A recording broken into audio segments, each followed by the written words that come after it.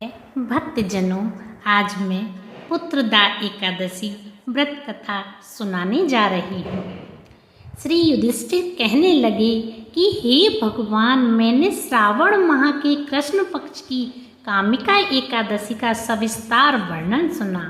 अब आप मुझे श्रावण शुक्ल एकादशी का क्या नाम है, व्रत करने की विधि तथा इसका महात्म कृपा करके कहिए।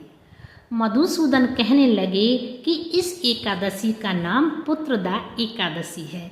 इस एकादशी को पवित्रा एकादशी भी कहा जाता है। पुत्रदा एकादशी व्रत करने वाले व्यक्ति को पूजा के बाद श्रावण पुत्रदा एकादशी व्रत की कथा जरूर सुननी चाहिए। ऐसा करने से व्रत पूर्ण होता है और मनोकामनाएं पूरी होती हैं। पुत्रदा एकादशी व्रत कथा। द्वापर युग के आरंभ में महिष्मती नाम की एक नगरी थी, जिसमें महीजीत नाम का राजा राज्य करता था। लेकिन पुत्रहीन होने के कारण राजा को राज्य सुखदायक नहीं लगता था। उसका मानना था कि जिसके संतान ना हो, उसके लिए यह लोक और परलोक दोनों ही दुखदायक होते हैं। पुत्र सुख की प्राप्ति के लिए राजा ने अनेक उपाय किए, परंतु राजा को पुत्र की प्राप्ति नहीं हुई। वृद्धा अवस्था आती देखकर राजा ने प्रजा के प्रतिनिधियों को बुलाया और कहा, हे प्रजाजनों, मेरे खजाने में अन्याय से उपार्जन किया हुआ धन नहीं है। ना मैंने कभी देवताओं तथा ब्राह्मणों का धन छीना है। किसी दूसरे की धरोहर भी मैंने नहीं ली। प्रजा को पुत्र के समान पालता रहा। मैं अपराधियों को पुत्र तथा बांधवों की तरह दंड देता रहा। कभी किसी से घृणा नहीं की। सबको समान माना है। सज्जनों की सदा पूजा करता हूँ। इस प्रकार धर्मयुक्त राज करते हुए भी मेरे पुत्र नहीं है, सो मैं अत्यंत दुख पा रहा हूँ। इसका क्या कारण है? राजा महीजीत की इस बात को विचारने के लिए मंत्री तथा प्रजा के प्रतिनिधि वन को गए। वहाँ बड़े बड़े ऋषि मुनियों ने दर्शन किए। राजा की उत्तम कामना की पूर्ति के लिए किसी श्रेष्ठ तपस्वी मुनि को देखते फिरते रहे। एक आश्रम में उन्होंने एक अत्यंत वयोवृद्ध धर्म के ज्ञाता, बड़े तपस्वी, परमात्मा में मन लगाए हुए, निराहार, जितेंद्रिय, जितात्मा, जित क्रोध, सनातन धर्म के गुण तत्वों को जानने वाले, समस्त शास्त्रों के ज्ञाता महात्मा लोमस मुनि को देखा, जिनका कल्प के व्यतीत होने पर एक रोम गिरता था। सबने जाकर ऋषि को प्रणाम किया।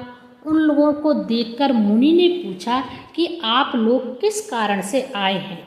निसंदेह मैं आप लोगों का हित करूंगा। मेरा जन्म केवल दूसरों के उपकार के लिए हुआ है, इसमें संदेह मत करो। लोमस ऋषि के ऐसे वचन सुनकर सब लोग बोले, हे महर्षि, आप हमारी बात जानने में ब्रह्मा से भी अधिक समर्थ हैं। अतः आप हमारे इस संदेह को दूर कीजिए। महिष्मतीपुरी का धर्मात्मा राजा महीजीत प्रजा का पुत्र के समान पालन करता है, फिर भी वह पुत्रहीन होने के कारण दुखी है। उन लोगों ने आगे कहा, हम लोग उसकी प्रजा हैं, अतः उसके दुख से हम भी दुखी हैं। आपके दर्शन से हमें पूर्ण विश्वास है कि हमारा यह संकट अवश्य दूर हो जाएगा, क्योंकि महान पुरुषों के दर्शन मात्र से अनेक कष्ट दूर हो जाते हैं। अब आप कृपा करके राजा के पुत्र होने का उपाय बतलाएं। यह वार्ता सुनकर ऋषि ने थोड़े देर के लिए नेत्र बंद कर लिए और राजा के पूर्व जन्म का वृत्तांत जानकर कहने लगे कि यह राजा पूर्व जन्म में एक निर्धन वैश्य था। निर्धन होने के कारण इसने कई बुरे कर्म किए। यह एक गांव से दूसरे गांव व्यापार करने जाया करता था। एक समय ज्येष्ठ मास के शुक्ल पक्ष की द्वादशी के दिन मध्याह्न के समय जबकि वह 2 दिन से भूखा प्यासा था, एक जलाशय पर जल पीने गया।